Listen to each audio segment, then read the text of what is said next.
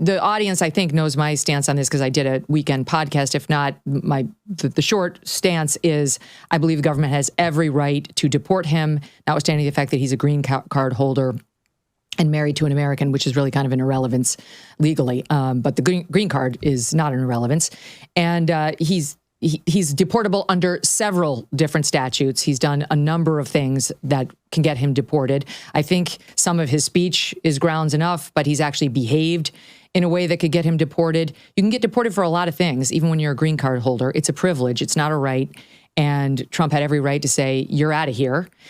And I know you disagree, and you think it's a First Amendment case, which I don't think. So explain why you think that and why you defend him in general. Sure. I mean, first of all, I've been defending free speech as probably my most important value, not just as a journalist, but as a lawyer for 30 years. I remember being inspired by what the ACLU did in Skokie, Illinois, where they defended the right of American Nazi Party members to march through Skokie, which was a town of Holocaust survivors wearing Nazi uniforms, even though the lawyers who did that were Jewish lawyers and they had Jewish donors. It was a very overwhelmingly Jewish group, and they still defended the right of free speech of the people who are Nazis, who only 30 years before had tried to exterminate Jews from the earth, because I think the principle is so important. And I've seen many times people say they believe in the principle when it comes to their own allies, and then suddenly start finding ways to justify censorship by saying it's incitement or it's something else when it comes to the views they most disagree with. And I think that's what is important to recognize here is the Trump campaign, the Trump administration made very clear that they intend to go after and punish in a lot of ways people who are protesting the Israeli war in Gaza or Israel itself, because the Trump administration are strong supporters of Israel. So we have to recognize the people they're going after have views that the Trump administration vehemently disagrees with. In the case of Mahmoud Khalil specifically, I've heard a lot of accusations about him that he is a supporter of Hamas, that he engaged in intimidation of violence. There's no evidence of that. It is true that some of the protesters at Columbia engaged in bad acts, but you can't impute those to Mahmoud Khalil. And I don't know if you saw, there was Wall Street Journal reporting yesterday about who Khalil is. And a lot of the Jewish students at Columbia who are part of these encampments, part of these protests, and they did have a ton of American Jewish students as part of them, I've interviewed them, all stood up for Khalil and said, the reason he was the mediator between our group and the administration is because he's trusted by all sides. He has defended Jewish students before. If he hears an anti-Semitic claim, he'll denounce it. He's actually been at the Shabbat dinners that they were holding. I'd like to know specifically on the record what he has done that makes this claim that he's a Hamas supporter or incited harassment and violence against Jewish students justifiable, because I've looked very carefully and I don't see anything. He went on CNN and said his he worked for vision of UNRWA, the world, which is basically a branch of Hamas. That's one thing. Megyn, the UNRWA was funded by the U.S. government for decades under both political parties. It's a part of the UN, and but more recently, I don't agree with that. It's been very aligned with Hamas. You can't deny that. I mean, if you're going to say that people who go work for the UN are now suspect of being terrorists or whatever, you know how many UNRWA, employees of the UN are? And of UNRWA, even Joe Biden cut ties with UNRWA because it was working with Hamas post 10/7. Even the Democrats did that. This is not a partisan position. Well, Israel is not a partisan position. Joe Biden fed Israel the arms and the money that they used to wage the war in Gaza. Joe Biden has long been one of the most stalwart supporters of Israel in all of Washington. Netanyahu has often said that. To some extent, I agree with that. But we're getting sidetracked because even though the guy worked for UNRWA, which I do believe is working for Hamas, we can table that. We can put that to the side. I don't think there's any question this guy supports what Hamas did on 10/7. Any question whatsoever. He was also wearing a shirt. First of all, he worked for UNRWA. Second of all, he referred to it as armed resistance, what the Palestinians did. He said that. It's on tape that we aired it on the show on Saturday. That's not arms resistance. That's terrorism, what happened on 10/7. But you don't need any of that. I'll give away all that, what I just said. Let's just look at what he did as the spokesperson for this group, Columbia University Apartheid, I can't remember the acronym, but it's, the group, CUAD, I think it was, divest. And he served their spokesperson. That was the group that took over Hamilton Hall and engaged in the encampments on Columbia University. Hamilton Hall alone had so many crimes, we could spend all day talking about the number of crimes. Was Khalil there? And he, not that we know of, we don't believe he was there, but he was the chief negotiator. Exactly. No, it matters. When you're the spokesperson, that's literally written into the immigration and the terrorism statutes. If you are the spokesperson for a group that espouses or supports terror, you're out. That's all they have to prove. Spokesperson is enough. And he was the spokesperson by every account that you hear of his behavior. He was going in there daily to speak with Columbia University administrators saying, this is what we need. You need to divest entirely from Israel or you're going to get more Hamilton Halls. That's it. That's all we need to deport him. Okay. Let me just say, this is so important about what these protests were in general and what the one at Columbia was, because I've interviewed a lot of Columbia students who participated and even organized these protests.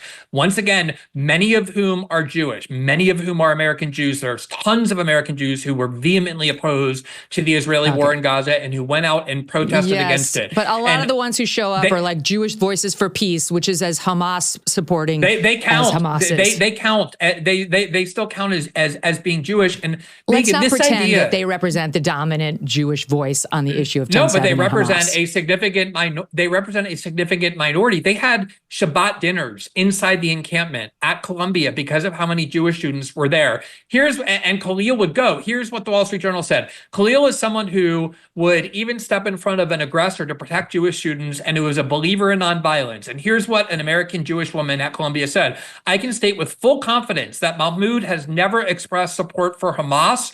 And she said she's an American Jewish woman who believes in the importance of Israel as a Jewish homeland. And it talked about how often he would attend the Shabbat dinner inside the encampment. I think, let me just use January 6th for a minute. Glenn, you're talking like inside the encampment. So yes, he would go and participate in this probably Jewish Voices for Peace Shabbat dinner, which again, they're hard partisan Hamas supporters.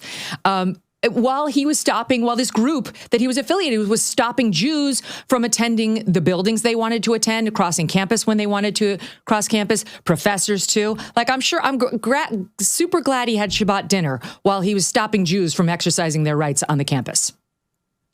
You have no proof that he was ever stopping Jews from.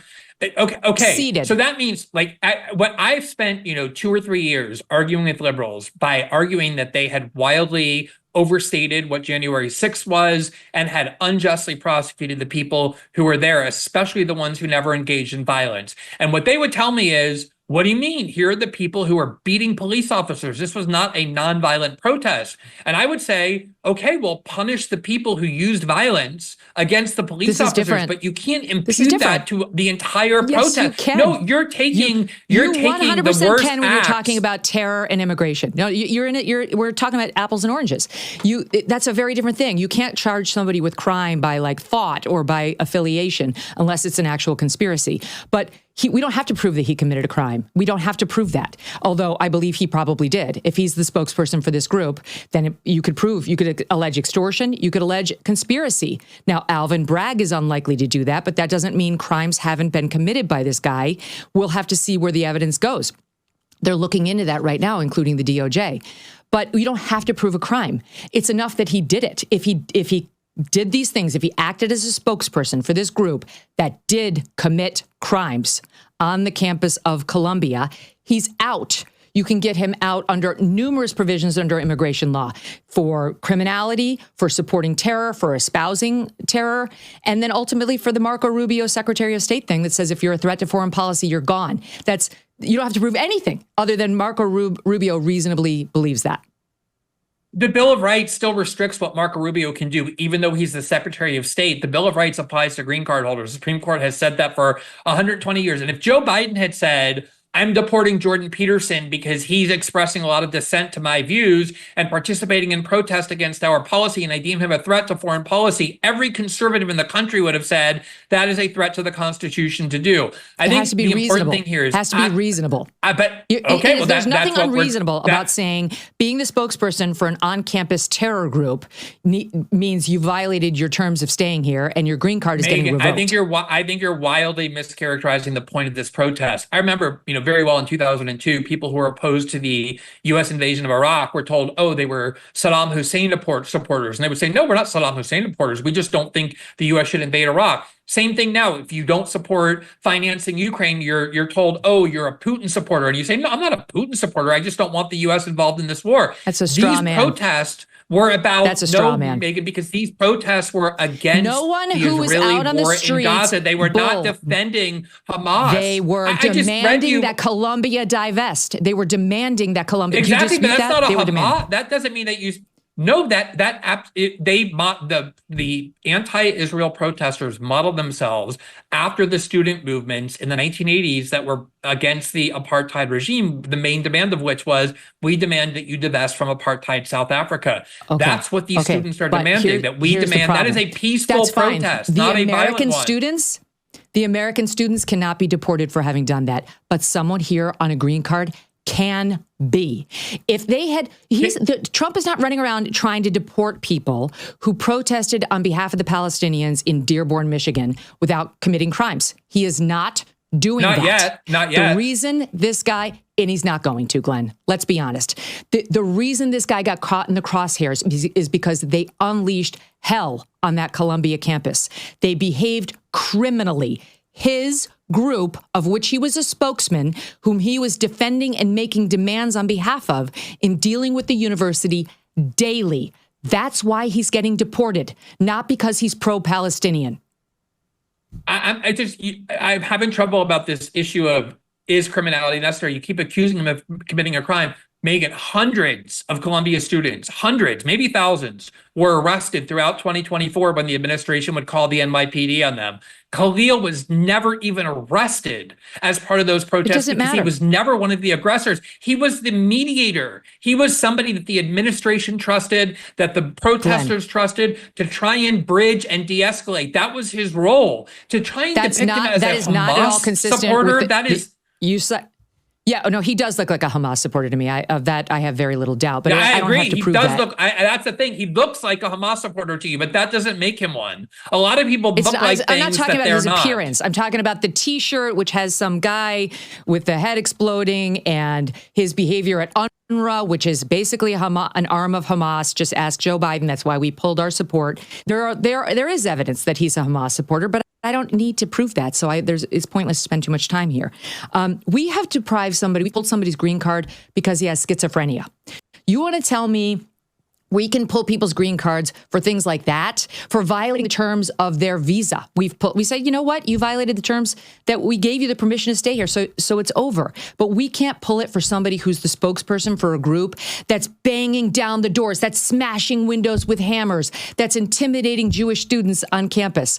That's a farce. Marco Rubio can do it. Pam Bondi can do it. President Trump can do it. You can do it whether he's committed a crime or whether he hasn't, whether he's just engaged in these behaviors. And by the way, just because he wasn't charged by Alvin Bragg doesn't mean he did not commit extortion or conspiracy arrested, or one of these even though related hundreds of New York of Columbia students were arrested. He was never. I think it matters a great deal, because if you're not then deporting him because of criminality, you're admitting that you're deporting him because of his views. And the view that is most sacred in the Trump administration. This is why Miriam Adelson gave Trump.